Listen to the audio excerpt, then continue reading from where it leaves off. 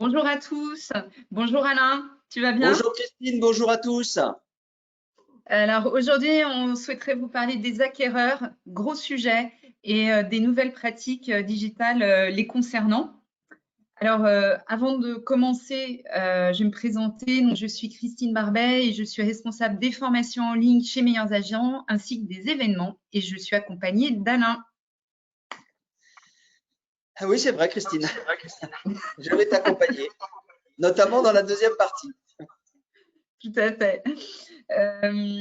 Alors, avant de commencer, pour ceux qui ne nous connaîtraient pas, je souhaite présenter Meilleurs Agents en quelques mots. Donc, Meilleurs Agents est une plateforme digitale qui rapproche pas à pas les vendeurs d'un côté vers les agents immobiliers de l'autre.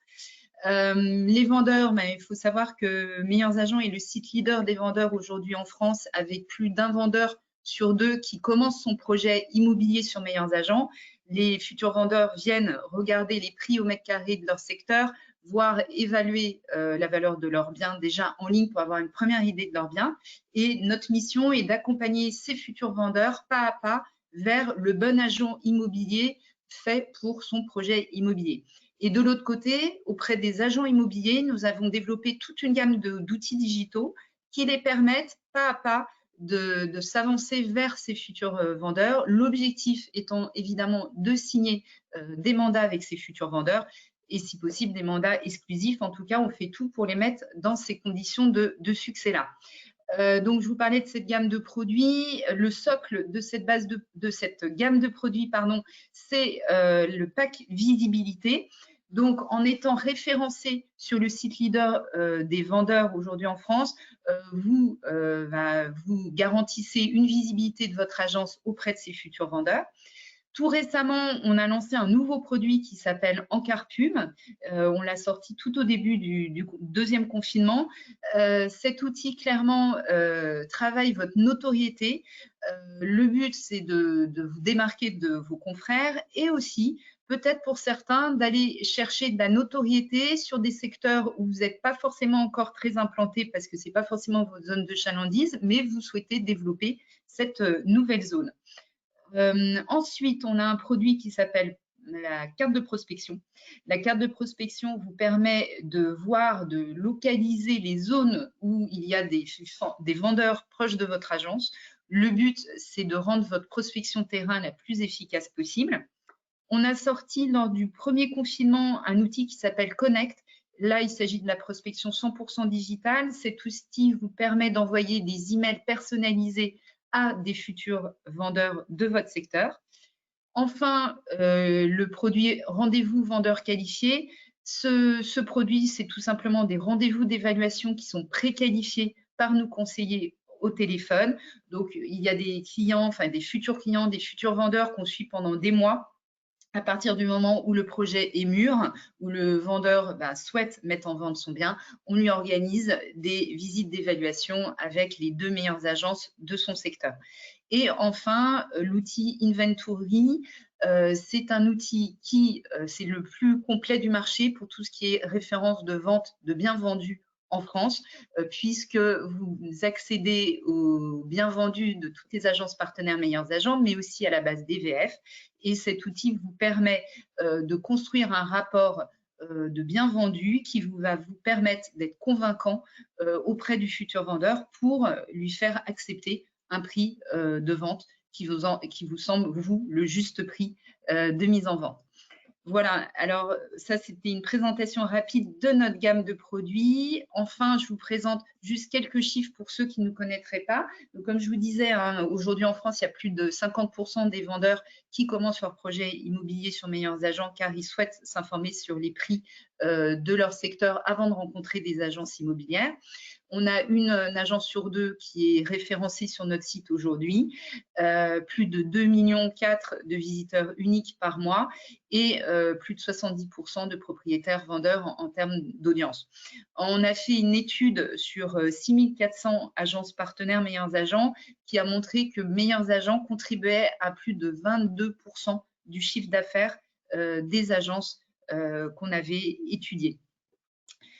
Alors, avant de commencer, de rentrer dans le vif du sujet avec Alain, on souhaiterait vous partager un petit sondage aujourd'hui sur le sujet des acquéreurs, qui est un sujet qui nous tient à cœur. Vous allez voir le sondage qui va apparaître sur votre écran. Donc, le but, c'est de savoir quel est le pourcentage d'activité acquéreur que vous avez aujourd'hui dans votre agence par rapport à une période normale. L'idée, c'est de comparer par rapport à une période normale. Donc, je vous laisse prendre quelques instants pour répondre à ce sondage, ce qui va nous aider à comprendre l'activité que vous avez actuellement. Et ça aidera aussi Alain par rapport aux recommandations et conseils qu'il peut vous donner dans quelques minutes. Je vois que effectivement la première tendance, ça serait qu'effectivement il y a à peu près moins de, pour 50% d'entre vous, il y a à peu près moins de 30% d'activité acquéreur par rapport à une période normale. Et 33% d'entre vous, vous avez entre 30 et 50% d'activité acquéreur. Eh bien, écoutez, merci beaucoup pour votre participation. Je vais juste partager le rapport pour que vous voyez à peu près les résultats. Et puis, Alain, je vais te laisser la parole. Tu vas nous expliquer un peu quel est le contexte aujourd'hui par rapport justement à cette grande question qu'on se pose sur les acquéreurs. D'abord, si on veut remettre un peu de… Merci Christine en tout cas. Si on veut remettre un peu de contexte, on peut le prendre par plusieurs biais, mais dans les grandes lignes, on peut dire deux choses. D'abord, ce soir, le contexte va peut-être un peu changer puisque je crois que c'est à partir de 20 h, puisqu'on on doit écouter les recommandations du gouvernement. Donc, on va voir si ce soir, on va pouvoir libérer nos acquéreurs qui ont envie d'acheter des biens immobiliers, que vous allez pouvoir reprendre les visites, parce qu'on sait bien que ce chaînon manquant dans la chaîne de valeur immobilière est évidemment un gros handicap, bien que quand on parle d'activité sur les acquéreurs, on était sur qu'est-ce qu'on peut préparer en amont. On sait que sur les visites, c'est 0%, puisque c'est illégal de faire des visites, mais il peut y avoir tout un travail d'acquéreur qu'on va voir. C'est pour ça qu'il y en a qui sont encore à 30 ou 40% d'activité. Le contexte, il a beaucoup évolué.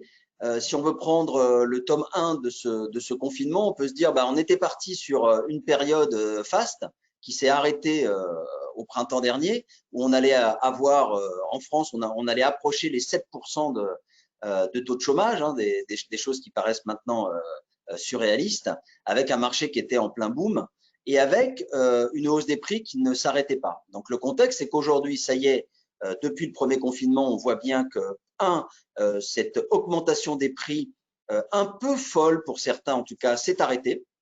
Donc on voit bien qu'on est sur quelque chose maintenant qui devient totalement plutôt raisonnable et normal entre guillemets, puisque le contexte économique va faire en sorte que l'immobilier n'est pas à part et que on va subir aussi ça.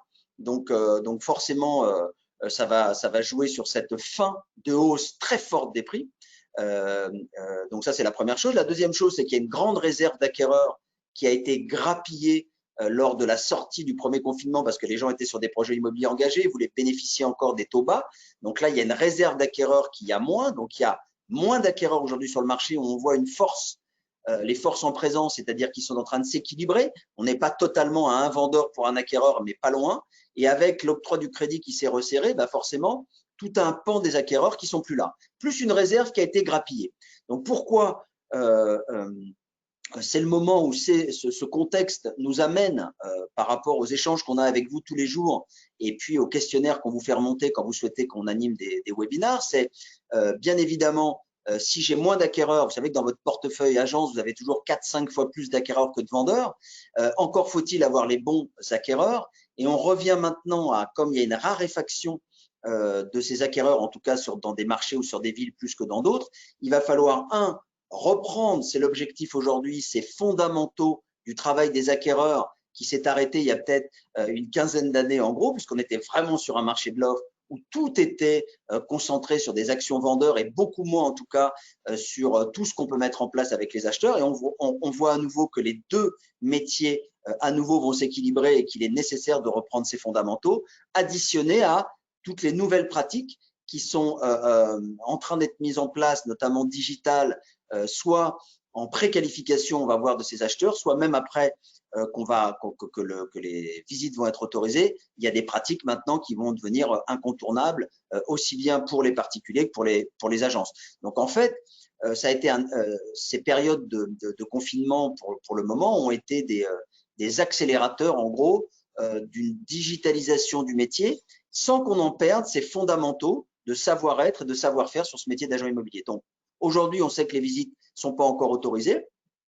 On verra bien ce soir ce qu'il en est dit. Et en tout cas, entre-temps, qu'est-ce qu'on a pu faire ou qu'est-ce qu'on peut faire, sachant que on voit bien que quand on parle de tome 1 confinement, tome 2 reconfinement, mais pas tout à fait, etc., on voit bien que si on se raconte pas d'histoire, avant l'arrivée des vaccins, d'une vaccination importante, il va falloir rester dans pas un entre-deux, mais en tout cas, on voit bien qu'on a quelque chose à gérer qui a définitivement changé, entre guillemets. Donc, bon, on s'est préparé à ça entre le tome 1 et le tome 2, certains mieux que d'autres, et puis, on doit faire ce qu'il y a à faire. On va voir en tout cas, même si quand on reprend les fondamentaux, vous allez voir qu'il y a des choses où on se dit, oui, on a déjà entendu ça, ou oui, peut-être il y a des choses nouvelles et d'autres qui le sont moins.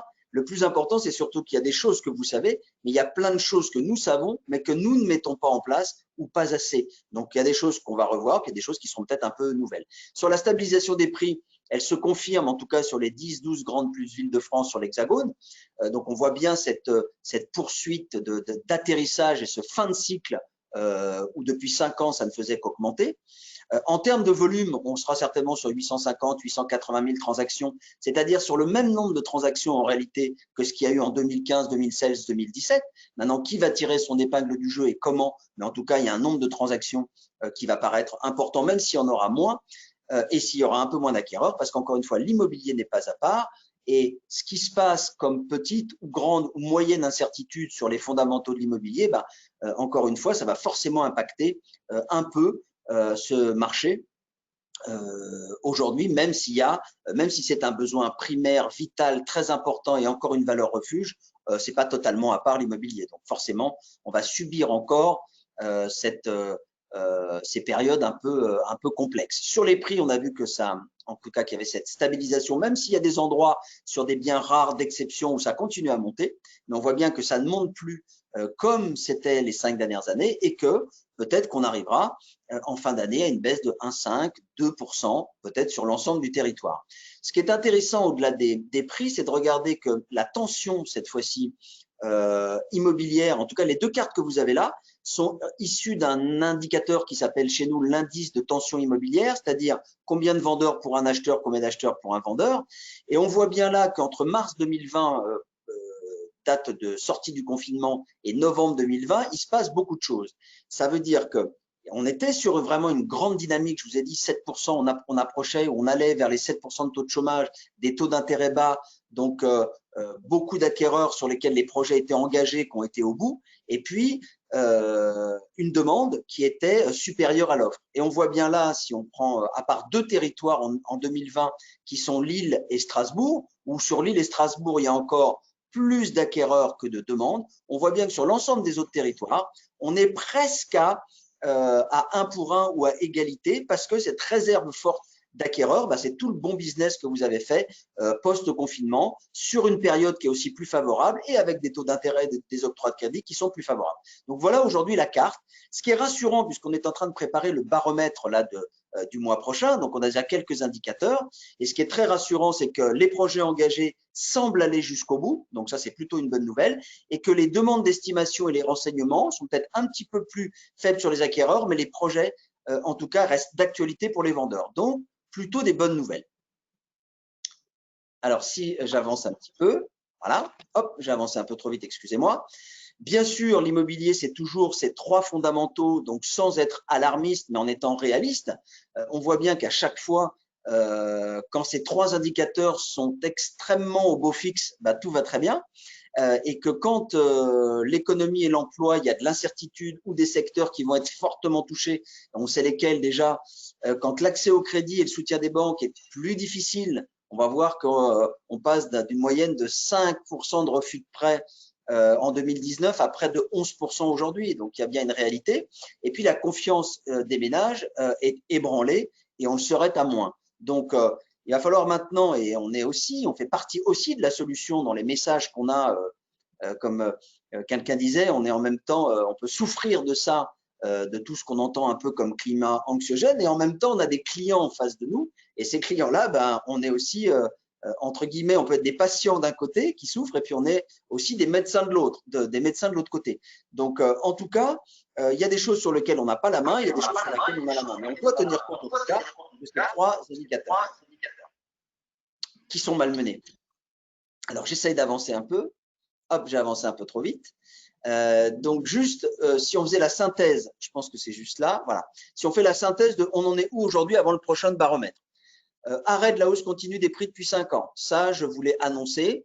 La demande a commencé déjà à s'éroder un peu avec un marché de l'emploi qui est affaibli.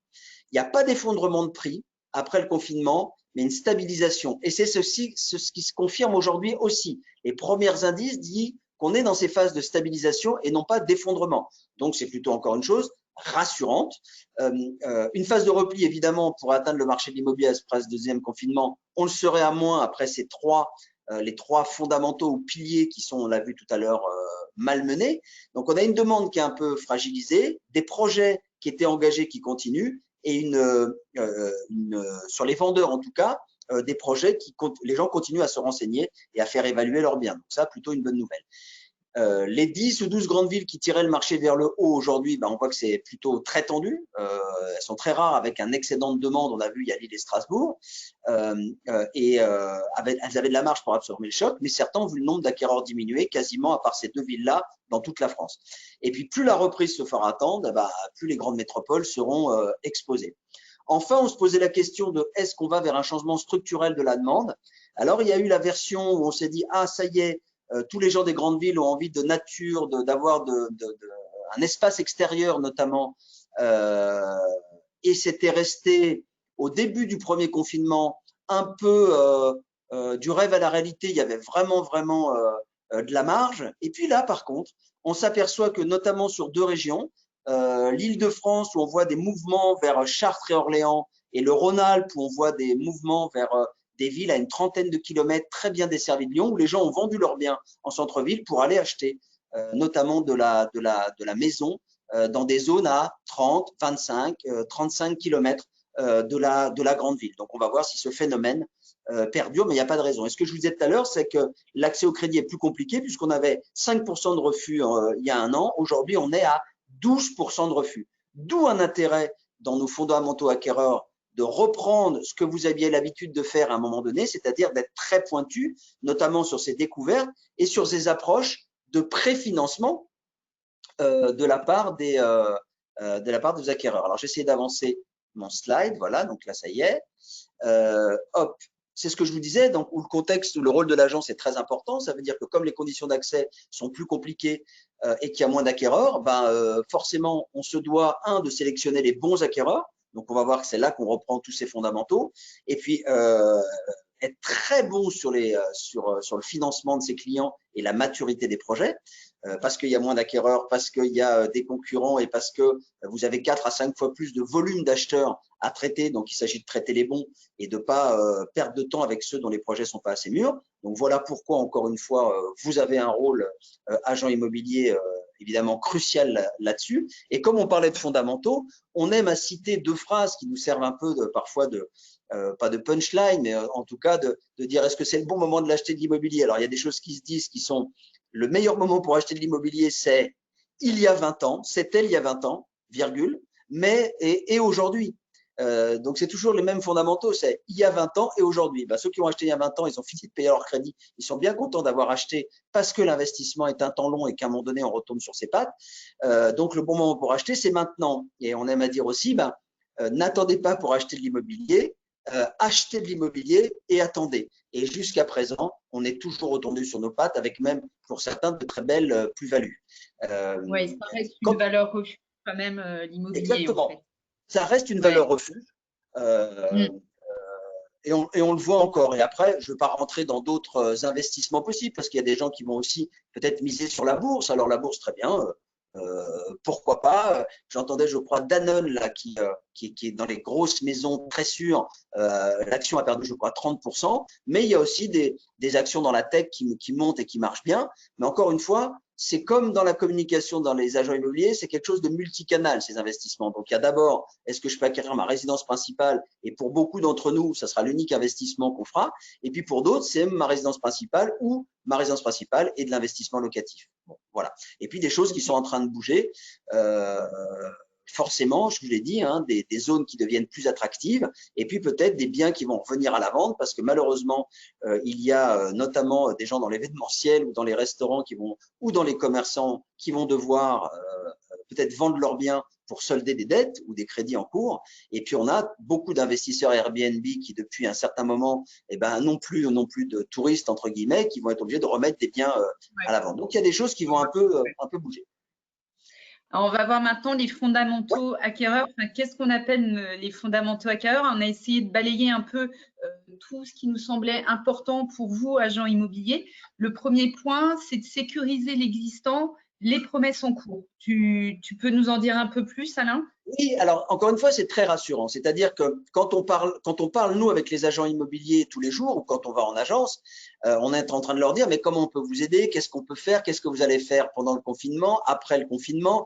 Est-ce que vous avez digitalisé? Et beaucoup de réponses étaient, comme nous d'ailleurs dans nos activités, mais d'accord, il y a ce qu'on va faire peut-être avant, pendant, après, mais il y a d'abord, on était en sortie de confinement en train d'engager des projets avec des offres, des promesses ou des compromis de vente. Bah, il faut s'assurer que toutes ces affaires aillent bien au bout. Et pour le moment, la tendance serait plutôt que les projets se confirment bien.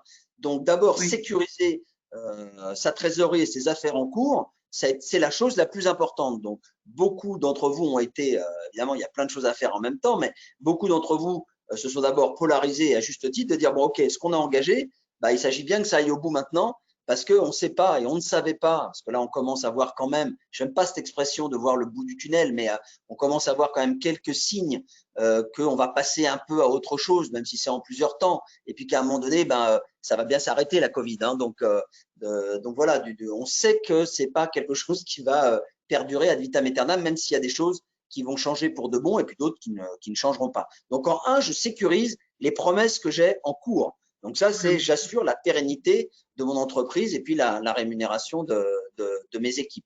Donc voilà un des premiers fondamentaux, entre guillemets, ou de bon sens à faire. La deuxième chose, même si ça paraît basique aujourd'hui, c'est on peut être très occupé sans faire des visites à se dire, bon, d'abord, j'avais une base d'acquéreurs. Cette base d'acquéreurs, à un moment donné, elle va reprendre. Soit je vais la préqualifier, on va voir comment, et certains ont fait beaucoup de choses avec le digital, notamment, mais aussi des moyens classiques, hors visite, bien sûr. Mais d'abord, il s'agit de dire, est-ce que ma base acquéreur aujourd'hui, est-ce qu'elle est qualifiée? Est-ce qu'il y a un process de qualification pour dire, ben voilà, j'ai 20% de ma base acquéreur qui sont toujours des acquéreurs après ce confinement d'automne, leur projet est arrivé plus à maturité. Est-ce que leur financement, l'enveloppe est plus large ou est-ce qu'elle est moins large? Et est-ce que j'ai fait une classification de priorisation des acquéreurs les plus matures avec un projet cohérent, avec une enveloppe financière qui a été étudiée pour que le moment où je démarre mes préqualifications en visite virtuelle ou mes visites, dès qu'on en aura l'accord, bah c'est moi qui aurai les bons acquéreurs et qui va pouvoir dégainer entre guillemets le premier par rapport ou au confrère ou à l'ennemi commun, c'est-à-dire le particulier qui lui aussi a encore une part importante des transactions aujourd'hui en France. Alors, chacun et chaque entité d'agence met le process qu'elle souhaite, en tout cas pour catégoriser entre guillemets les acquéreurs, mais j'en ai bien une qui doit dire, est-ce que j'ai des acquéreurs qui sont prêts à acheter un bien avec un projet imminent, cohérent, un financement qui est validé, un projet où il y a un besoin vital? Ceux-là, évidemment que je dois les chouchouter, c'est avec eux que je dois faire des préqualifications, que je dois partir à la recherche de biens que j'ai pas, mais en tout cas, ça doit être prêt, et ça l'est certainement chez vous, et ça devient une priorité 1, et puis tous les autres, bah, soit je dis que c'est une priorité 2 parce que le projet n'est pas assez mûr, parce que j'ai pas vu le financement, parce que le projet a changé, parce que j'ai pas identifié les décideurs. En tout cas, s'il me manque un critère 2 ou 3 par rapport à la priorité 1, bah, c'est une priorité 2 et certains font même 3 catégories pour ne pas perdre de temps, non pas avec des acquéreurs qui ne sont pas intéressants, mais des acquéreurs qui ne sont pas intéressants maintenant. Peut-être dans un moment où il y aura un peu moins de biens, où tout le monde va ouvrir les vannes au même moment et c'est moi qui dois arriver en tête pour avoir les acquéreurs les plus fiables, les plus qualifiés pour être le plus efficace dès l'autorisation des visites. Donc voilà, vous avez tous un CRM ou un logiciel évidemment qui gère vos clients, et à vous de revisiter, de regarder si votre process il est en place. S'il n'est pas en place, il y a un grand nettoyage de printemps ou d'automne à faire pour mettre un process et décider d'une stratégie. Alors, en troisième point, on s'est dit que c'était important effectivement de redéfinir les bases de la découverte acquéreur, la fameuse découverte acquéreur. Donc Alain, on va repasser au crible ce que c'est que la découverte acquéreur. Alors, en réalité, c'est ce que j'annonçais tout à l'heure en disant, découverte acquéreur, évidemment, on fait tous une découverte acquéreur. Comme dans nos organisations, nous, dans d'autres organisations commerciales, on fait tous des découvertes vendeurs ou acquéreurs ou clients. C'est une chose de faire une découverte acquéreur, puis de faire une découverte acquéreur efficace correspondant à une situation. Et encore une fois, quand on était en surabondance d'une demande acquéreur très forte avec une raréfaction des biens, on pouvait se dire à quoi bon mettre de l'énergie sur des découvertes vendeurs, des découvertes acheteurs, pardon, puisque des acheteurs, j'en ai plein et j'en ai plein qui sont qualifiés. Sauf qu'aujourd'hui, la donne, elle s'inverse ou elle s'équilibre. Des acquéreurs, j'en ai moins, donc ça veut dire qu'il y en a moins pour tout le monde, que je ne peux pas, encore une fois, tous les traiter dans le même ordre parce qu'il y a des gens qui ne sont pas qualifiés, entre guillemets, pour acheter un bien que les clients vendeurs m'ont confié. Donc, je dois revenir sur est-ce que j'ai bien, dans cette découverte-là qui prend du temps, est-ce que j'ai bien compris l'urgence du projet de mon client d'acheter? Est-ce que j'ai compris quel type d'achat il s'agissait? Pour quelles raisons il doit acheter ou pour quelles raisons il n'achèterait pas? Okay. Est-ce que j'ai bien identifié les influenceurs ou les décideurs dans cet acte d'achat? Et est-ce que je suis capable de le mettre sur papier? Est-ce que je suis capable de le mettre dans mon CRM ou de l'expliquer aux collègues de l'agence ou en intercabinet? Est-ce que ça, c'est très clairement identifié? Dans cette découverte acquéreur, on peut poursuivre en se disant, une fois que j'ai compris le projet, le délai, qui étaient les décideurs, hop, je passe au document d'après. Ah, pardon. Est-ce que j'ai vu le budget? Est-ce que j'ai vu le financement? Est-ce que le projet est cohérent et réalisable? Si j'ai des points positifs sur là, je commence à avoir donc bien trouvé un acquéreur qui va acheter un bien. Maintenant, il faut que j'ai le bien. Donc, soit j'ai le bien, tant mieux, ça fera une vente. Soit j'ai pas le bien et j'ai intérêt de me dépêcher d'aller prospecter un bien parce que ce client-là, il va acheter. Si moi, j'ai pas le bien, il va acheter avec quelqu'un d'autre parce qu'il est en phase d'achat. Donc, est-ce que je fais de l'intercabinet? Est-ce que je vais prospecter? Est-ce que je fais tout en même temps? Oui, puisque j'ai un acheteur en face de moi. Et bien peut-être repréciser pour certains, quand on parle de budget ou financement, même si certains d'ailleurs avaient les agréments adéquats, il ne s'agit pas de se substituer à un banquier ou un courtier. Il s'agit d'avoir une grande enveloppe pour éviter et de perdre du temps aux clients et de faire perdre du temps au vendeur qui vous a confié un projet ou un mandat exclusif, et vous-même de ne pas perdre du temps. Donc, ça veut dire de dégrossir en tout cas ce financement. Et puis pour certains, ils vont conditionner d'ailleurs une prévisite ou une visite à un financement fait avec leur courtier, demandé de la part du vendeur pour sécuriser l'avancement au fur et à mesure du projet du client. Donc voilà ce petit rappel sur, encore une fois, ces fondamentaux. Le point suivant est aussi évidemment très important, c'est de se dire, bon, je mets en place un process. Pourquoi on met un process en place? Si on décide de le mettre en place d'ailleurs, c'est de se dire, on a une vraie politique dans l'agence et on décide de revisiter sa politique acheteur. Ça évite d'improviser entre guillemets.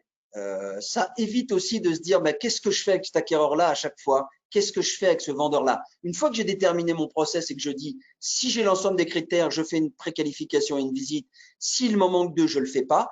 C'est très clair et la décision elle est simple à prendre en direct avec mon client. Je suis sans hésitation, en pleine confiance dans ma stratégie commerciale. Et puis, on a tous cette étape maintenant de préparation du rendez-vous acquéreur où on a essayé de balayer avec Christine quelques étapes. Alors, comment on balaye les étapes? Avec notre double culture, entre guillemets, notre culture qui fait qu'on parle aujourd'hui à nos 10 000 agences immobilières clientes, et puis l'autre culture fait que, je le disais ce matin dans Rassemblement, mais que ça fait près de 2 décennies maintenant que je travaille avec les réseaux immobiliers, et auquel cas, même si parfois il peut y avoir certaines subtilités, certaines caractéristiques propres à chaque réseau. On va retrouver un plan, en tout cas, ou des étapes d'un rendez-vous acquéreur qui pourraient en tout cas, se ressembler. Parfois, peut-être, il y a des choses qui peuvent s'inverser, mais ça démarre toujours par une prise de contact de qualification du prospect qui se fait par une assistante, par un agent immobilier en direct. Et qu'est-ce que je qualifie et quelle est ma stratégie à mettre en place après? C'est-à-dire, certains vont directement faire une découverte au téléphone quand les visites étaient possibles, ou vont directement ensuite, lors de cette qualification, faire une pré-visite virtuelle. D'autres vont prendre d'abord la découverte, puis se fixer un rendez-vous en ayant préparé sa sélection et en faisant une pré-qualification de visite virtuelle ou des visites en direct quand ça sera autorisé. Derrière, il y a une étape où je dois rappeler à mon client comment ça va se dérouler pour pas qu'il soit surpris. Et puis cette phase 4, qui est la plus complexe, en réalité, que ce soit avec les vendeurs ou les acheteurs, c'est la découverte de mon client et de son financement. Ça veut dire comment je rentre assez en confiance avec mon client et comment j'ai la bonne interview riche pour mon client, le faisant des fois progresser d'ailleurs dans sa compétence à acheter de l'immobilier avec vous, sur ce qu'on a vu tout à l'heure, c'est-à-dire que j'ai bien compris son projet, est-ce que j'ai bien compris son délai, est-ce que j'ai bien compris les enjeux, est-ce que j'ai compris comment il achetait, qu'est-ce qu'il aimait, qu'est-ce qu'il ne voulait pas. Et tout ça, c'est que je vais rendre mon client le plus compétent possible aujourd'hui pour acheter de l'immobilier. Ben, il faut qu'il le soit à but lucratif, c'est-à-dire qu'il faut que si je l'aide à accoucher en réalité de ce qu'il a envie, de ce qu'il a besoin, ben, il faut que ça soit avec vous. Il ne faut pas que vous fassiez l'ensemble du travail de la découverte, vous apercevoir que vous n'avez pas du tout le bien, ne pas mettre de choses en route, et ben votre client à ce moment-là, il est extra mûr pour aller acheter ou avec le particulier ou avec un confrère. Donc vraiment, cette étape, elle est clé. Et même si on dit, bah oui, est-ce qu'on fait un webinar aujourd'hui pour savoir qu'il faut faire une découverte client? Est-ce qu'on sait ou est-ce qu'on fait en vrai et est-ce qu'on fait bien? C'est là-dessus que je suis en train d'insister. C'est est-ce qu'on fait bien? Parce qu'on était très habitués les années précédentes à travailler beaucoup le vendeur et beaucoup moins l'acquéreur. Et aujourd'hui, il faut savoir travailler sur ces deux jambes-là. Bien sûr, on poursuivra cette découverte en faisant une synthèse, une reformulation pour voir si de part et d'autre c'est bien compris. Et puis, on va rentrer dans notre présélection. Et c'est là où aujourd'hui et demain, ça risque de changer fortement. Parce que pendant les confinements, tome 1, certains étaient déjà dans les visites virtuelles, pas encore tout à fait dans des visites guidées. Et puis, entre les deux confinements, beaucoup en ont profité pour se former, pour apprendre, pour tester des choses. On le sait puisqu'on a du retour des trois grands qui aujourd'hui travaillent sur la visite virtuelle, où vous avez été beaucoup pendant le confinement à les ressolliciter pour dire j'en veux, j'en veux, j'en veux, avec des délais de livraison de leur matériel parfois un peu longs pour vous, parce que tout le monde au même moment a essayé de rattraper son retard. Okay, donc, on voit bien que ça a accéléré, que c'est mis en place. Certains se servent des visites virtuelles et des visites guidées pendant la période où nous n'avons pas le droit d'aller faire des visites avec les acquéreurs, mais on s'aperçoit, que ce soit dans les bureaux commerce ou dans la transaction de particulier, que certains maintenant, systématiquement, vont faire des préqualifications en visite virtuelle parce que ça peut être la demande du client particulier et parce que ça va leur faire gagner de l'efficacité ou du temps. Donc, on va voir comment ça va évoluer, mais cette prédécouverte avec même signature du e-bon de visite aujourd'hui commence à rentrer dans les usages. Et puis après, je fais ma visite, qu'elle soit physique, qu'elle soit d'abord virtuelle ou guidée, on va voir les trois différences tout à l'heure, il y a bien une visite sur laquelle je vais évidemment prendre un feedback et puis argumenter, vendre, peut-être ne pas vendre, proposer autre chose, mais le schéma classique va évidemment se retrouver. Et puis, je vais rentrer évidemment dans mon offre, dans mon négociation, dans mes signatures de compromis, d'actes authentiques. Et on voit bien que tout ça, à un moment donné, de la prise de contact jusqu'au compromis de vente, il y a du digital qui s'est mis beaucoup, avec des estimations en ligne, des prises de mandat qui peuvent se faire également en digital, des visites guidées virtuelles, c'est du digital, des bons de visite, c'est du digital, de l'offre et de la négociation, c'est du digital, de la signature de compromis et de l'acte authentique en digital, en pouvant même déposer sur des clouds ou des entreprises spécialisées l'ensemble des documents administratifs pour que tout le monde puisse y avoir accès, l'ensemble des parties, acheteurs, vendeurs, agents immobiliers, notaires. Donc, on voit bien qu'il y a eu une accélération de cette digitalisation qui ne remplace pas tout, mais qui va donner normalement du confort et aux particuliers et à l'agent immobilier, et que vous puissiez vous concentrer sur tout votre savoir-faire et votre savoir-être de professionnel de l'immobilier dans la gestion des outils, les prix, la connaissance du client, la psychologie du client. Je vais Et avancer un peu aussi, et on a des outils oui, pour ça, bien évidemment. voilà, ce qu'on disait aussi, c'est Oui, pourquoi pas proposer à vos acquéreurs des découvertes en visio, parce que c'est toujours plus sympa que par téléphone. Vous faites connaissance avec le futur acquéreur, même quand c'est de la requalification de base, pourquoi pas le faire en visio, quoi. Donc, on vous a remis des exemples d'outils exactement. de Et puis même comme visio. tout à l'heure, on parlera de visites virtuelles, de visites guidées, etc. Il reste aussi, j'ai certains moi, agents immobiliers qui me disent, bah, écoute, oui, j'ai cet outil ultra moderne, mais de temps en temps, je fais encore, de temps en temps, je vais moi-même, là, pendant la période de confinement, beaucoup aller aussi directement dans l'appartement vide ou occupé, puisque l'agent immobilier avait le droit d'aller en prise de mandat. Et une fois sa prise de mandat faite, il pouvait faire une visite ou en FaceTime ou en WhatsApp aussi, en échangeant avec le client en direct, en se baladant dans l'appartement et en ayant son feedback. Ça aussi, ça a été possible pendant le confinement et ça le sera certainement après parce que le client, l'agent immobilier, bien sûr, c'est bien habitué à ça, mais le client aussi. Et la grande réticence, elle était peut-être de la part du client. Bien sûr, une fois que j'ai mis mon process en place, il va falloir que ces fondamentaux acquéreurs, aujourd'hui, encore une fois, je suis en train d'enfoncer des portes ouvertes. Ça veut dire que on a une méthode, un process, on revoit comment on qualifie, on voit nos fondamentaux acquéreurs. Et derrière, si on ne fait pas de training avec les équipes, ça ne fonctionnera pas. Donc, on se remet dans des trainings. Et dans ces trainings-là, aujourd'hui, et on ne va pas vous apprendre votre métier, on voulait juste vous donner un éclairage pour peut-être se dire, bon, je vais refaire mes trainings si nécessaire avec des nouveaux conseillers ou des nouveaux agents immobiliers sur les process, les qualifications d'acquéreurs, les visites virtuelles, etc., etc. Tout ça demande de l'entraînement. C'est pas le jour J que j'apprends à faire ma découverte ou que j'apprends à utiliser un support vidéo. Et puis derrière, on s'est dit, tiens, on va vous partager. Il y a plein de grilles de lecture pour être attentif à quelle est la psychologie de mon client en face de moi. Et on s'est dit, on va profiter de ces fondamentaux acquéreurs pour partager une grille. Cette méthode s'appelle DISC, mais il y en a plein d'autres. On essaie de regarder celle qui est adaptable dans la vraie vie surtout et assez facile d'utilisation.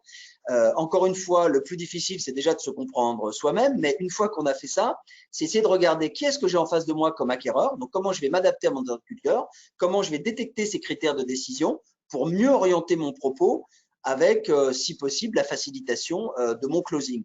Et pour ça, on voulait vous faire un rappel, entre guillemets, de cette méthodologie-là, qui peut venir évidemment pas spécial confinement et pas spécial en ce moment, mais pour tout le temps, sachant qu'on voit bien que les consommateurs, bien sûr qu'ils ont bougé sur plein de choses dans la manière de vivre et d'acheter de l'immobilier.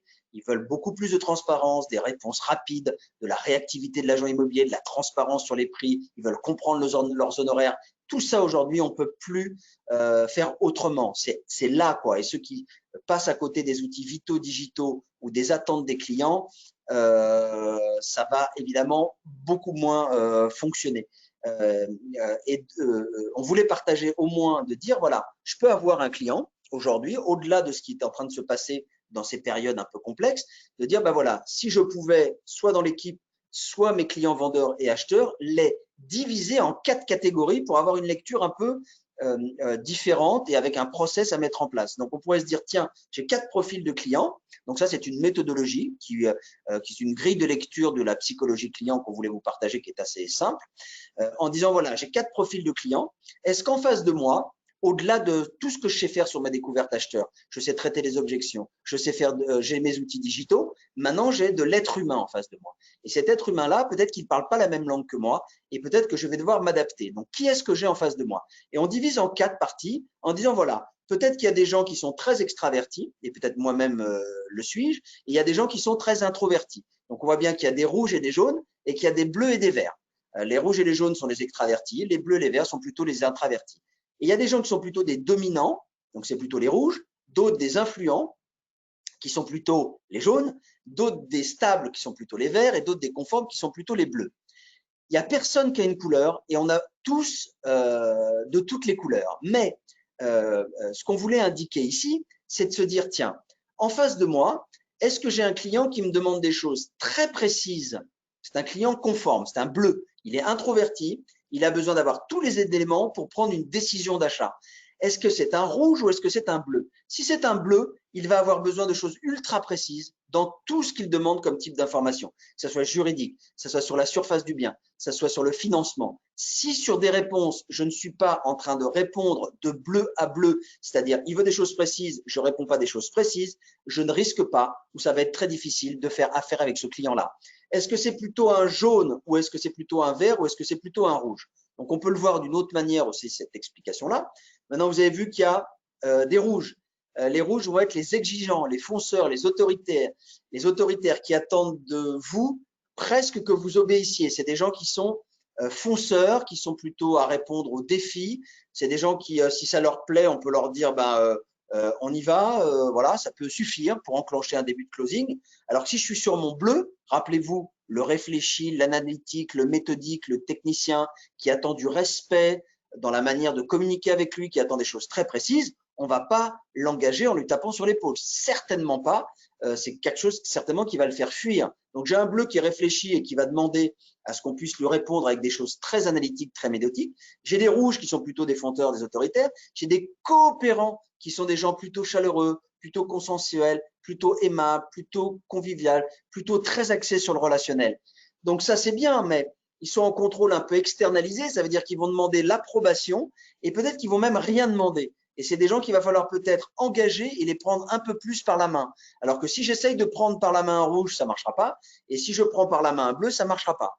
Donc, on voit bien là que je peux essayer de dégager des profils et peut-être comprendre pourquoi ma découverte, même si elle est bien faite, même si j'ai le bien qui va bien, peut-être que c'est sur la forme et la manière de rentrer en communication avec mon client où je dois essayer de m'adapter à lui et non pas lui qui doit s'adapter à moi. Et donc là, il y a un peu de finesse, en tout cas une première grille qu'on vous partage sur est-ce que j'ai un introverti, un extraverti, un démonstratif ou un affirmatif, un très prudent. Le bleu et le vert sont des gens prudents. Le rouge et le jaune sont plutôt actifs.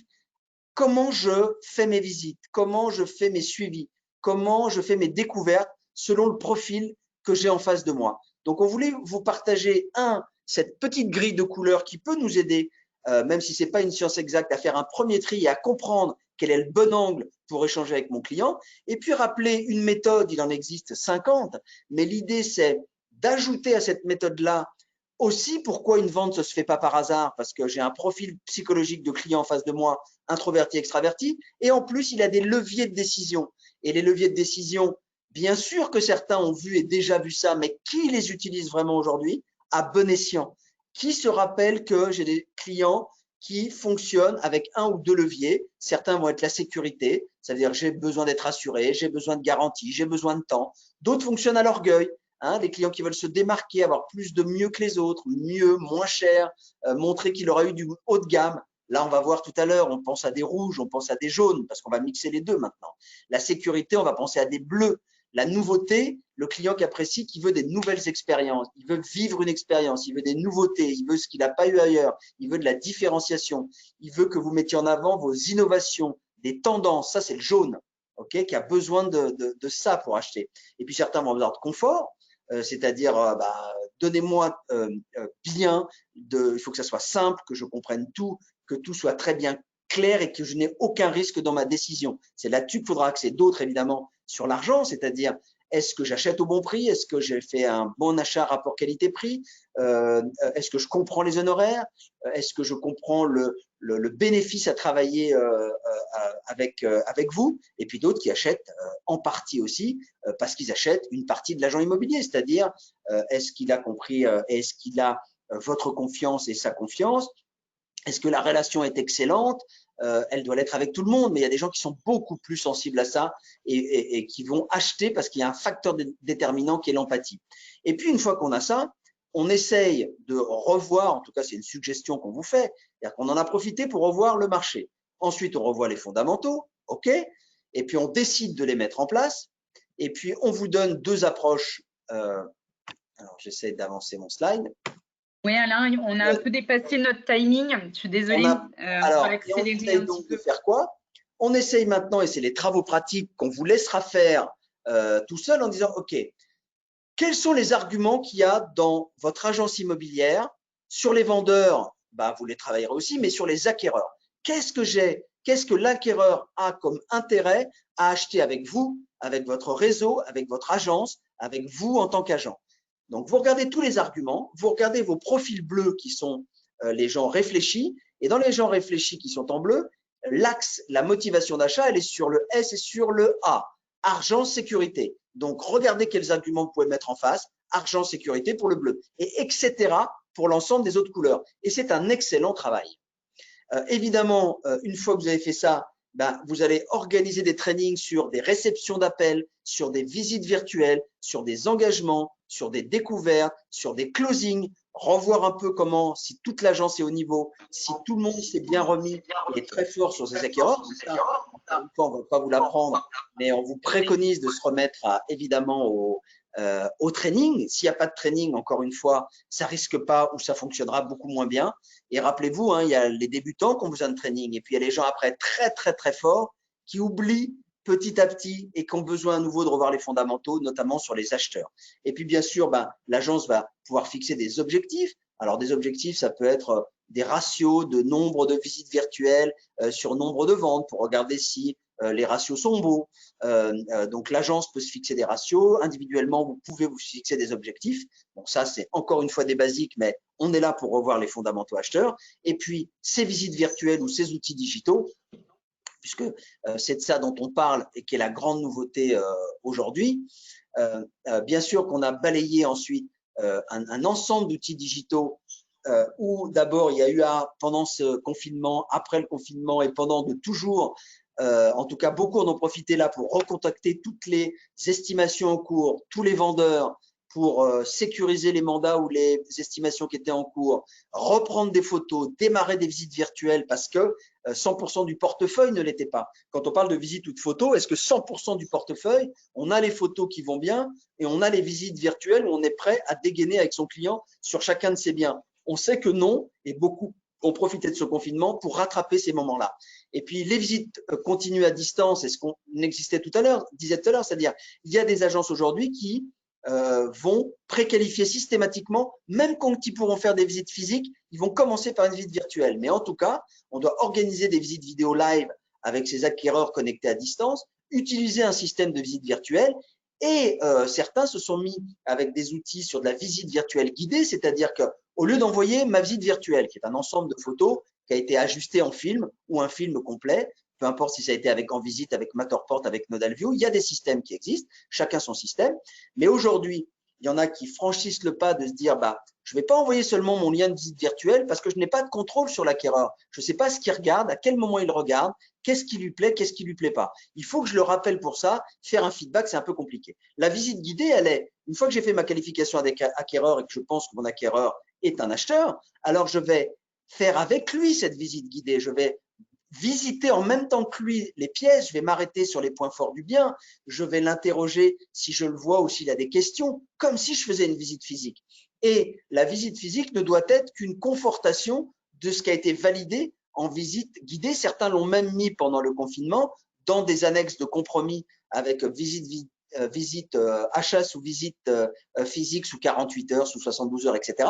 Et certains nous disent, ben nous, on a décidé que ça nous faisait gagner du temps finalement de faire des préqualifications en visite guidée le plus souvent possible. Donc, certains vont le garder comme une pratique presque systématique, d'autres vont le garder pour des cas spécifiques quand ils ne peuvent pas faire visiter physiquement. Mais c'est intéressant de regarder ces études quand même qui nous dit qu'il y a une utilisation exponentielle de la visite virtuelle et du live, tant mieux. Okay, donc le particulier maintenant, il est prêt et il s'attend à ça. Et on regarde aussi les bénéfices pour vous qui est, je peux traiter beaucoup plus d'acquéreurs, je peux qualifier, je peux aller beaucoup plus vite. Et parfois, c'est peut-être pas la bonne stratégie et c'est de la visite physique. La stratégie commerciale, évidemment, c'est vous qui l'a décidé, mais ce chiffre-là est important. Et l'autre chiffre qui est important, c'est que quand on interroge source journal de l'agence que vous avez régulièrement dans vos points de vente ou chez vous, agent immobilier, il y a 85% des futurs acquéreurs qui souhaitent effectuer une visite en ligne avant d'effectuer une première visite. Donc, si je suis équipé pour que j'ai intégré, c'est dans votre stratégie commerciale, bah, tant mieux. En tout cas, si ça ne l'est pas, bah, ça peut le devenir un peu plus. Vous pouvez aussi décider de dire, bah, non, moi je reste sur mes visites physiques systématiques pour telle ou telle raison. Nous, on a envie de vous donner quelques indicateurs, de voir que la visite guidée, c'est différent de la visite virtuelle où j'envoie un lien parce que j'ai du feedback et je peux vivre comme presque je pourrais vivre physiquement la visite. Je dis bien presque, parce que évidemment, on ne va pas acheter sans visite physique.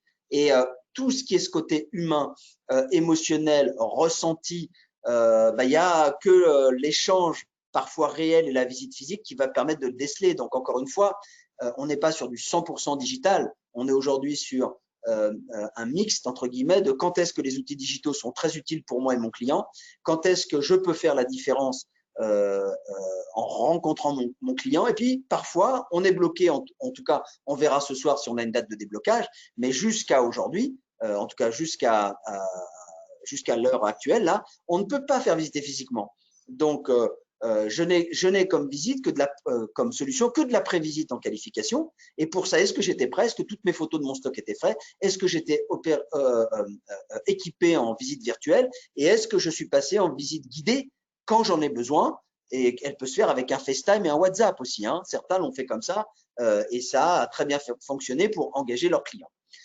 On arrive bien sûr presque à la fin, c'est-à-dire que on voit bien qu'on utilise la visite guidée comme un outil de visite digitale pour qualifier ses premières touches, ses premières pistes, ses leads en amont des visites physiques pour les qualifier. Et le process, c'est le client va sur des portails aujourd'hui. Donc, il va sur des portails acheteurs et vous avez Se Loger Figaro Imo, Logic Imo, Se Loger, Le Bon Coin, Meilleurs Agents, le portail vendeur. Donc, ils viennent ici préparer leur projet. Il y a une phase de contact qui se fait avec de la demande des pistes sur des leads qui arrivent. Derrière, je peux enclencher ma qualification et mes visites guidées pour préqualifier et terminer par ma visite physique. Voilà en 4 étapes quel est le process aujourd'hui d'un parcours acquéreur. Donc, encore une fois, est-ce qu'on a bien conscience de ça et est-ce qu'on est bien? Et même si c'est un grand classique, ça a très bien fonctionné pour ces périodes de confinement, les homestaging virtuels où les gens ont toujours beaucoup de mal à se projeter. Et pour certains biens, il était nécessaire, en plus des visites guidées, d'avoir une solution type 3D création intérieure 3D ou Rénov, d'homestaging virtuel, avec ses possibilités de décoration infinies, de façon à rendre le bien le plus neutre possible et que le client puisse se projeter. Donc, on voit bien qu'on a des outils qui aident et qui ne remplacent pas l'agent immobilier. Évidemment, soyez raisonnables, ne vous mettez pas hors la loi. On a eu des remontées tous les jours de contrôle de DGCCRF, d'amende jusqu'à 40 000 €. Donc, bien sûr qu'on reste dans la légalité et j'espère qu'on en voit la fin et qu'on va pouvoir rapidement faire des visites. Voilà, mais en tout cas, des bonnes nouvelles semblent se profiler ou des nouvelles normales, puisqu'il était presque anormal de ne pas pouvoir faire de visite. Et en tout cas, bravo à toutes les organisations qui se sont mobilisées et j'espère que ça va porter ses fruits ce soir. Et en tout cas, nous, on les soutient. Voilà, on en arrive à la fin. On a essayé de balayer en très peu de temps des fondamentaux acquéreurs, le marché, des pistes de digitaux. Voilà, j'espère qu'en tout cas, ça vous a convenu. Il y a des questions. Il n'y a pas énormément de questions. On a une question sur le 5% de refus de prêt bancaire dont tu parlais tout à l'heure, Alain. Et en fait, c'est une étude de vousfinancer.com pour répondre à la personne qui nous pose la question. Donc, c'est des chiffres de vousfinancer.com qui sont récents puisque la dernière stat que tu donnes, c'est le refus de prêt bancaire à octobre 2020. Donc, c'est assez récent. Et il y a une personne qui a une question sur la visite guidée qui ne comprenait pas exactement comment ça fonctionnait. En fait, effectivement, vous, en tant qu'agent immobilier, vous allez être devant votre écran, vous allez lancer la visite guidée et vous serez connecté en même temps avec votre client par visio. Donc, vous verrez votre client qui va apparaître dans une petite fenêtre au même titre que vous nous voyez avec Alain sur votre écran. Votre client va apparaître dans une petite fenêtre. Vous aurez, votre fenêtre qui apparaîtra où votre client vous verra. Et surtout, en plein écran, il y aura la visite guidée qui apparaîtra. Donc ça, ce sont des outils qui existent. Alain, tout à l'heure, a présenté celui de NodalView, mais il en existe d'autres. Et en fait, c'est plus interactif, effectivement, puisque c'est comme si vous visitiez l'appartement en temps réel avec votre futur acquéreur. Donc, c'est intéressant pour avoir son feedback, comme dit Alain. C'est important vraiment d'avoir le retour de l'acquéreur suite à cette visite virtuelle. Et là, vous l'avez en temps réel puisque vous êtes connecté en direct avec votre client. Voilà. Écoutez, c'est frustrant pour l'agent immobilier d'envoyer un lien en disant non, moi je préfère avoir le client en face de moi, échanger, etc. J'envoie un lien, c'est bien, mais bon, Avec la visite guidée, on remet les fondamentaux et tout ce qui est nécessaire à l'agent immobilier comme une vraie visite. Donc, ça change un peu la façon d'appréhender cette visite digitale. Oui, il y a une personne qui nous pose la question, quel pourcentage d'offres sur les visites guidées? J'ai pas le pourcentage, il doit exister effectivement. Je ne sais pas, Alain, si tu l'as toi en tête. Non, est-ce que c'est Non. pas un peu tôt? Certainement que les spécialistes, alors forcément que ce sont les plus intéressés. Nous, on va interroger nos bases de clients à chaque fois et on va avoir une étude qui va remonter là-dessus à un moment donné. Certainement que les gros acteurs de la mise en ligne et de la visite virtuelle vont aussi créer leurs études. Et puis, on va avoir dans les agences, nous, au fil de l'eau, on va avoir cette tendance. Aujourd'hui, je ne l'ai pas. Mais en tout cas, on sait que avant même les visites guidées, sur un acheteur, si un acquéreur qui est qualifié, qui est un acquéreur mûr, donc il y a tous les critères qui vont bien, pendant ces périodes de confinement, que ce soit l'agent immobilier qui soit allé avec son WhatsApp, son FaceTime, faire visiter le client, ou qu'on le fasse avec une visite guidée, je pense que quand un acquéreur, c'est le bien qui lui correspond, il a les moyens, il s'engage de la même manière que sur un bien physique. Il a besoin de alors notamment si c'est un bleu, rappelez-vous tout à l'heure, il a besoin d'une assurance, c'est-à-dire cette condition particulière que certains ont noté, où évidemment l'offre prendra valeur ou le compromis prendra valeur que une fois que le client aura validé cette visite virtuelle à l'issue d'une visite physique. Mais il n'y a aucune raison qu'il n'y ait pas le même engagement. Maintenant, on attend un peu et certainement une étude, mais tout ça est très nouveau quand même. Donc, on vous dira plus dès qu'on aura une étude, on va s'empresser de vous la communiquer. Il y a une dernière question, Alain, parce qu'après, on va déborder là vraiment. Mais il y a une personne qui nous pose la question, quand le client ne veut pas signer un bon de visite pour la visite virtuelle, comment faire?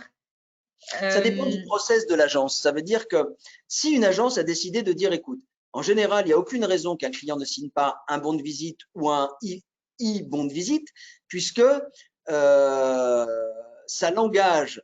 D'abord, quand c'est un vrai bon de physique, c'est quand même un premier engagement, notamment sur la responsabilité qu'a l'agence si elle fait visiter le bien en vrai, et ça va le couvrir pour son assurance, donc ça c'est déjà important. En plus, comment se fait-il que quelqu'un qui serait un acquéreur refuserait de signer un bon de visite alors que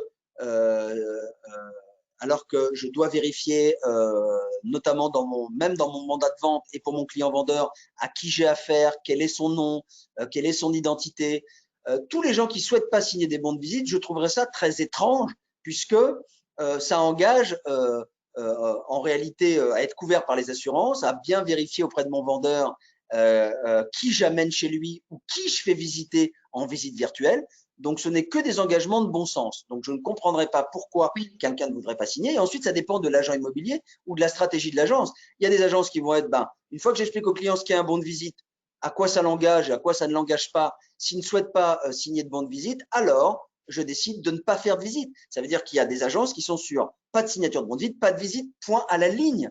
Parce que l'expérience peut leur montrer que c'est le début de problème, puisque bien sûr qu'une transaction immobilière, c'est avant tout une rencontre entre un projet, des clients vendeurs et un agent immobilier. Et si signer un malheureux bon de visite, c'est-à-dire un minimum de confiance qui n'engage à pas grand-chose à mon client acquéreur, il n'y a déjà pas de confiance là-dessus, ça laisse sous-entendre qu'il y a un souci. Donc, pour certaines agences, ça sera pas de visite, pas de bon de visite, pas de visite. Et après, chacun fait comme il veut. Si certains veulent quand même faire des visites sans bon de visite, ça ne nous regarde pas. Mais voilà, en tout cas, le point de vue, en tout cas de beaucoup d'agences immobilières tous les jours, et puis du témoignage que je peux vous faire des deux grands réseaux dans lesquels j'ai œuvré pendant une quinzaine d'années. Voilà quelles sont les règles. Merci Alain, je suis alignée avec toi pour ce point-là.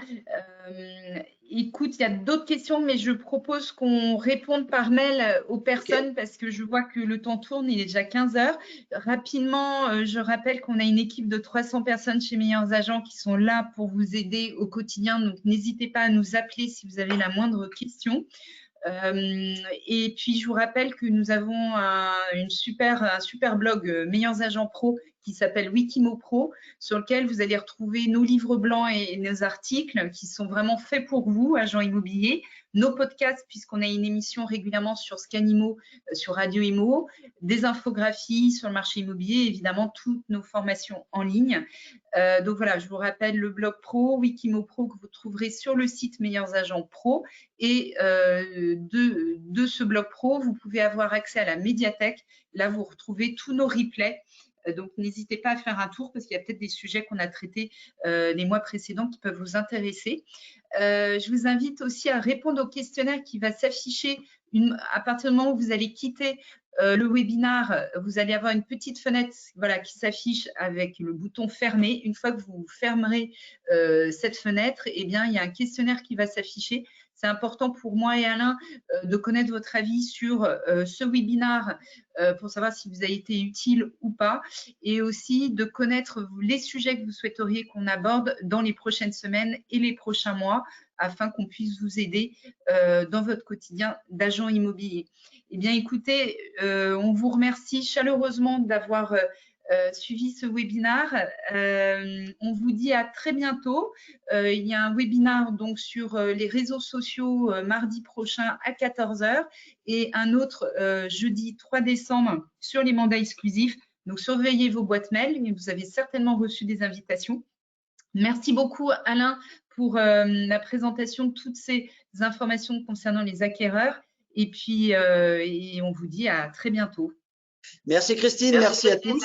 Et après les réseaux sociaux, le mandat exclusif, vous attendez. Alors là, on a des clés et on a une stratégie où on va rencontrer et ce qui se fait de mieux, ces meilleurs agents et nos 10 000 agents partenaires, et Sébastien Tedesco, qui est un coach spécialiste de la prise de mandat exclusif. Donc, c'est ça, ne rater sous aucun prétexte. 3 décembre, 14 h. À bientôt, merci beaucoup. À très bientôt, merci Alain.